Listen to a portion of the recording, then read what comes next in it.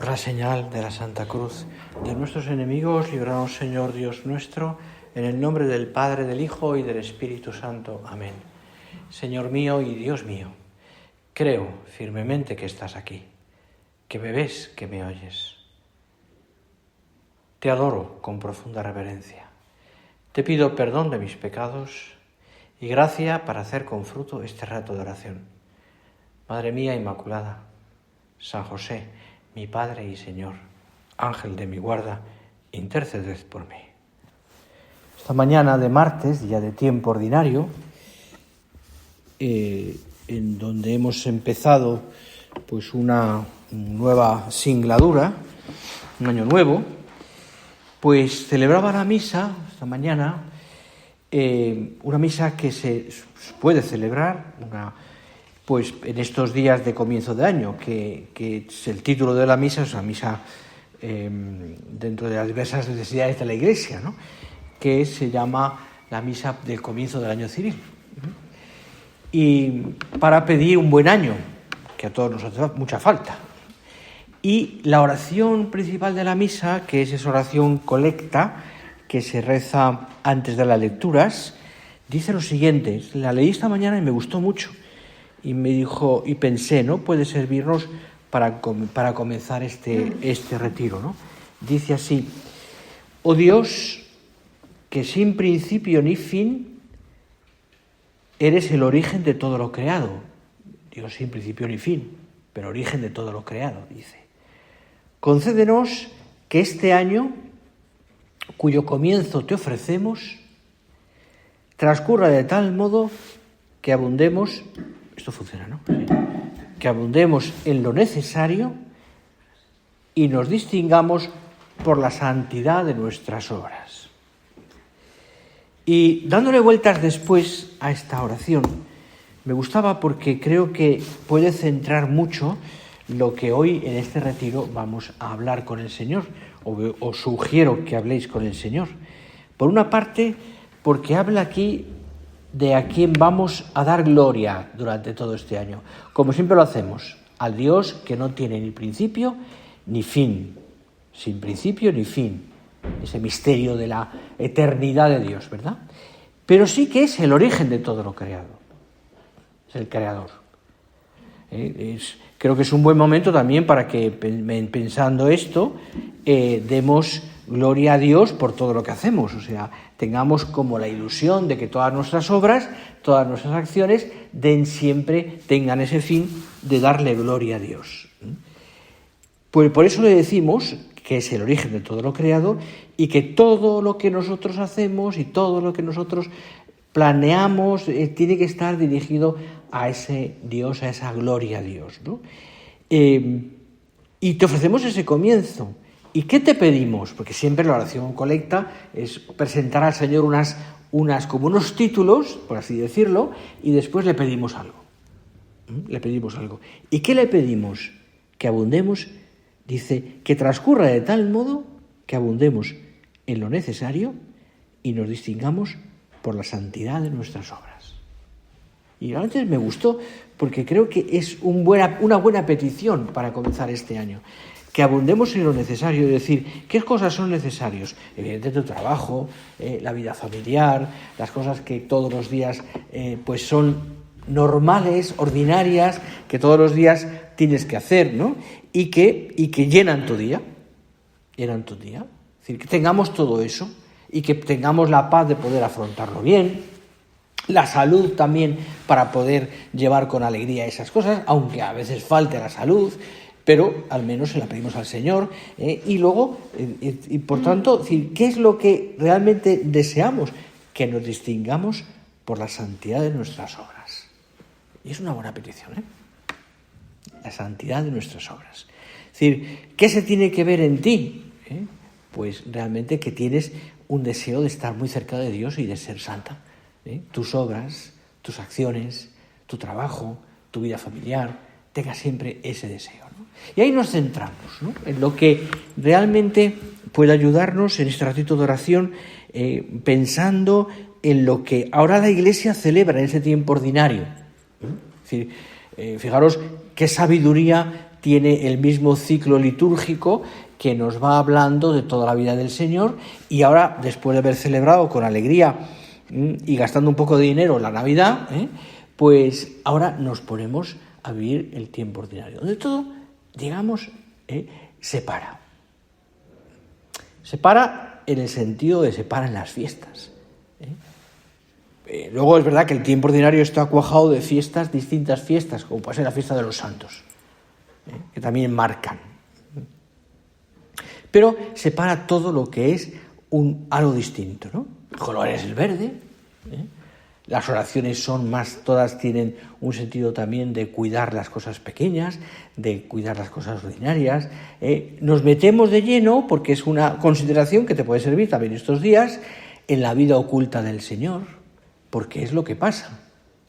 Después del bautismo del Señor, que hemos celebrado hace 2 días, después pasará, lo siguiente que presentaremos será la presentación del niño del templo, que es el día 2 de febrero, que para la Iglesia ortodoxa además es el final de la Navidad. Ellos terminan hasta ese día la Navidad. Pero nosotros ya estamos en tiempo ordinario. En tiempo ordinario. Yo me imagino que el lunes de la primera semana, o sea, ayer, fue un día terrible para todos, ¿no? Por lo menos para mí, ¿no? Después de todo lo que hemos vivido, un día de pronto levantarte, al menos en mi caso, 1 hora o 2 horas antes. Ya con eso os lo digo todo, ¿no? Después ya todo lo que viene después, ¿no? Es decir, donde entra la normalidad, una normalidad que uno dice... Pero bueno, al mismo tiempo también uno dice, y muchas que sois madres de familia diréis, bendita normalidad. En medio de todo lo que tengo, ¿no? Ya tengo niños en el colegio, por lo menos un poco de paz, ¿no? Bendita normalidad. Me acuerdo una abuela hace años que me decía, me pasan unas navidades, don Javier, maravillosas. He estado con todos mis nietos, con todos mis hijos, incluso bisnietos tenía ya, pequeñitos, bisnietos. Maravilloso, he disfrutado muchísimo, pero estoy agotada. Estaba deseando que se fueran, me decía, ¿no? Pero mujer, sí, pero es que, claro, dice, menos mal que ya no me he quedado en casa yo sola con mi marido. Bueno, y le dije, ahí tienes también tarea, con tu marido. Pero en fin, fijaros, ¿no? Es decir, bendita normalidad, podemos decir, ¿no? Claro, si te metes en la vida ordinaria del Señor, podríamos decir lo mismo, ¿no? Bendita normalidad. Claro, hay una escena muy bonita, en la que el Señor, ya pasado el tiempo, cuando ya empieza su vida pública, vuelve otra vez a Nazaret. Y va a la sinagoga. Lo conocían, Era un hombre, era alguien conocido en Nazaret. Había pasado 30 años allí. Y claro, cuando va allí y le dan el libro, el libro del Evangelio, del Antiguo Testamento, para leerlo y lo interpreta, pues seguramente a su mente vendrían multitud de recuerdos de aquellos años en los que él había escuchado la palabra de Dios cada sábado, recuerdos de la gente que tenía delante también, recuerdos de todo lo que durante 30 años él había vivido día a día. Y de tal manera que él, la familiaridad que tenían con Jesús, todos, le habían visto crecer. Les extraña lo que dice. ¿De dónde le vienen a esta sabiduría, estos poderes? ¿No es este el hijo del artesano? Les sorprende. Claro, no creen que el Mesías que todos esperaban pudiera haber vivido entre ellos de una manera tan discreta y tan desapercibida.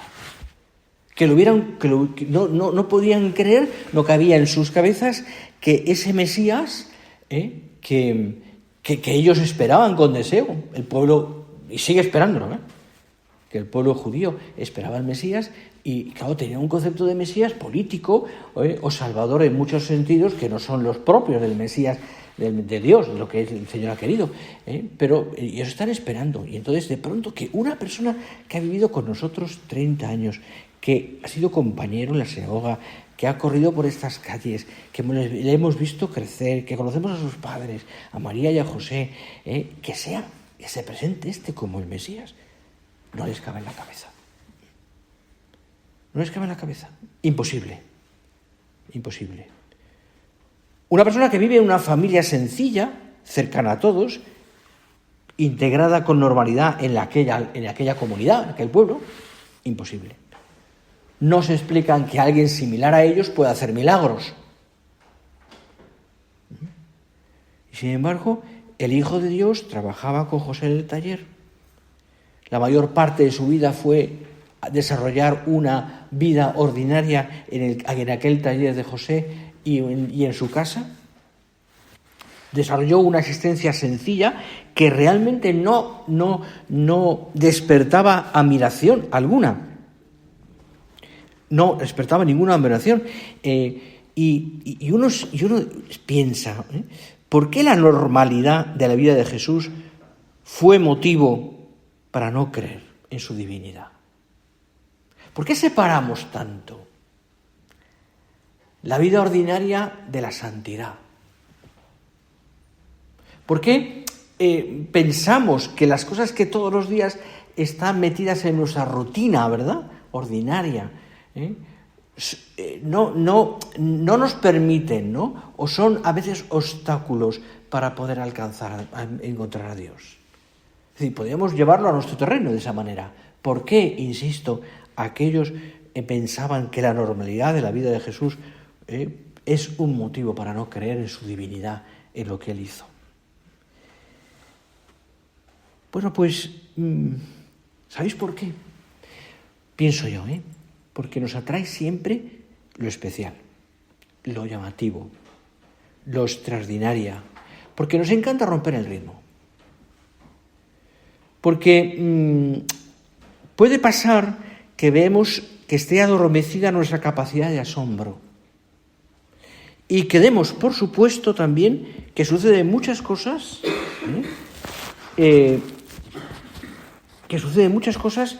que de alguna manera no las estamos descubriendo en las cosas más ordinarias.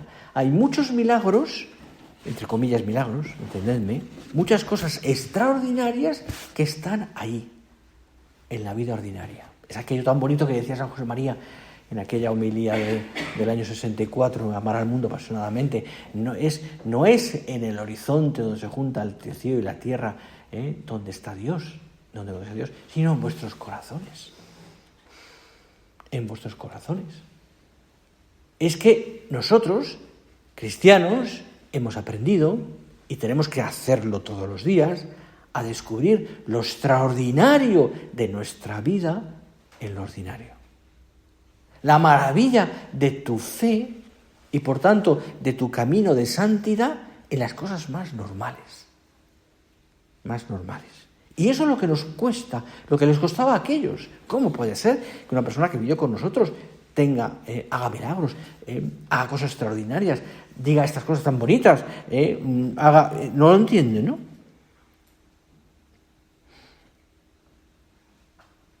Fíjate, nos acostumbramos incluso a tener al Señor con nosotros en el sagrario, al Hijo de Dios en la Eucaristía.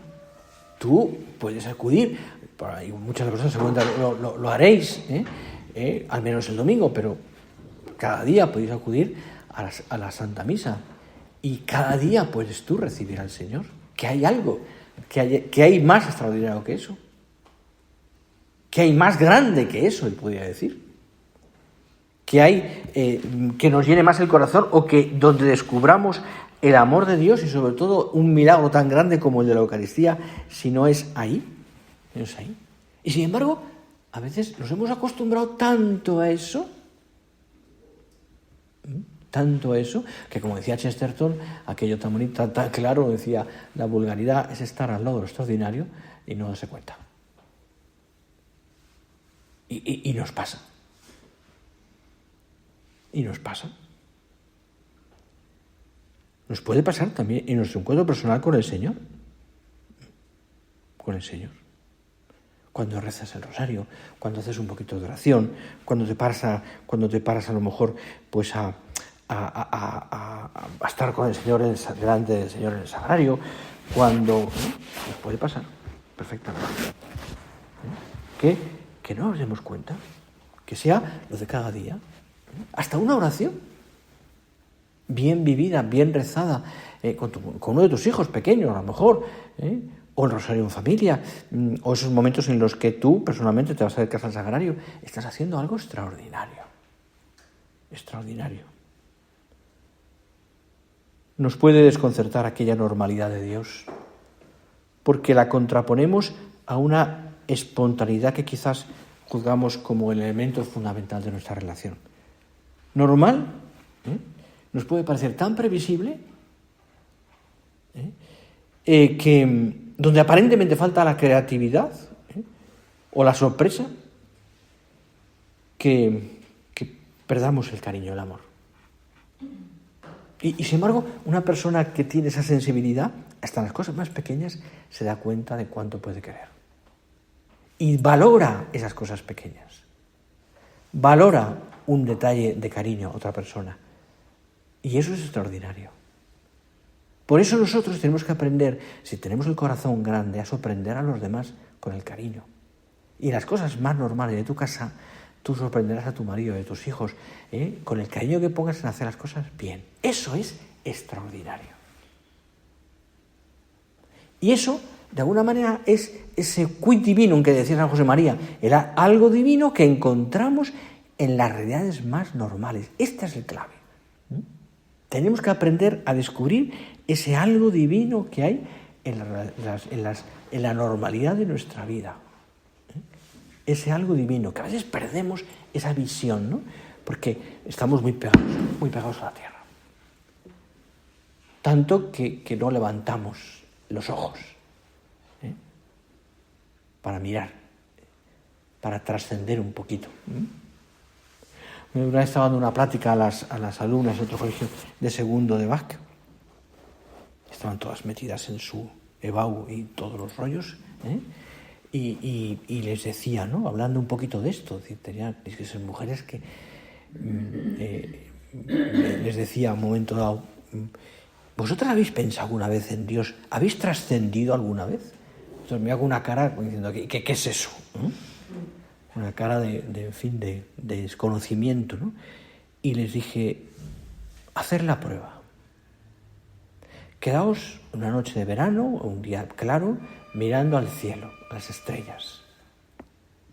Pensad lo que estáis viendo. La grandeza del mar, ¿no? Es decir, lo que estáis viendo. Trascender un poco. No os quedéis en las cosas, en lo que tienes delante de tu pantalla del móvil. Mira más allá. Trasciende un poquito. Mira a Dios, en definitiva. Porque te estás perdiendo tantas cosas buenas que la tierra, las cosas que te preocupan, pequeñas o grandes, en el caso de una niña de segundo de Bach, pues ya te puedes imaginar, ¿no? En tu caso es distinto, pero también a veces nos preocupan tantas cosas importantes, por otra parte, no digo que no sean importantes, pero nos coge tanto el trabajo, es decir, que perdemos esa visión general de la grandeza de lo que estás haciendo. Al final acabamos una lista de cosas para hacer. ¿Y sabes qué va a pasar? Y perdonad que lo diga así, que sea un poco fuerte esto, que cuando nos metan en una caja de madera, tendremos una lista de cosas por hacer todavía, Quedarán cosas por hacer. En caso por hacer. Entendedme esta expresión, pero es que a veces vivimos como pegados a esas cosas que nos preocupan, que son importantes, digo que no, pero que son cosas por hacer. Y no nos paramos para mirar al cielo. Detrás de esas cosas por hacer, ¿qué hay? Hay que descubrir que es un encuentro con Dios. Hay que descubrir que detrás de esas cosas por hacer, entiéndeme esa expresión, tú la puedes aplicar a muchas más cosas, está Dios que te espera. En el supermercado, en tu casa, en tu hogar, en tu trabajo profesional, delante de un ordenador, atendiendo a un hijo, yendo al colegio, volviendo del colegio a llevar a los hijos, lo que tengas que hacer, me da igual. Está el Señor. Y eso es lo que tenemos que descubrir, porque ahí está lo extraordinario del ordinario. Ahí está la capacidad nuestra que tenemos de ensanchar el corazón para ver mucho más allá. Porque de esa manera, además, iremos ganando en paz en el corazón. Nos daremos cuenta, aquí me he pasado la hora, nos daremos cuenta que detrás de todas estas cosas el Señor te espera. Bueno, aquí habría mucho más que decir, pero no me da tiempo ya. Que lo pensemos un poquito, que lo recemos y que de alguna manera iniciemos este nuevo año, 2023, con todo lo que pueda el Señor pedirnos durante este tiempo, que lo pensemos también diciendo, Señor, que yo te encuentre. De alguna manera nos quedamos con aquella expresión de San José María, que es tan clara, que busques a Cristo, que encuentres a Cristo, que trates a Cristo, que ames a Cristo. ¿Dónde? En la vida ordinaria. Allí lo encontraremos. Pongamos a la Virgen, nuestra Madre también, como intercesora de estos buenos propósitos.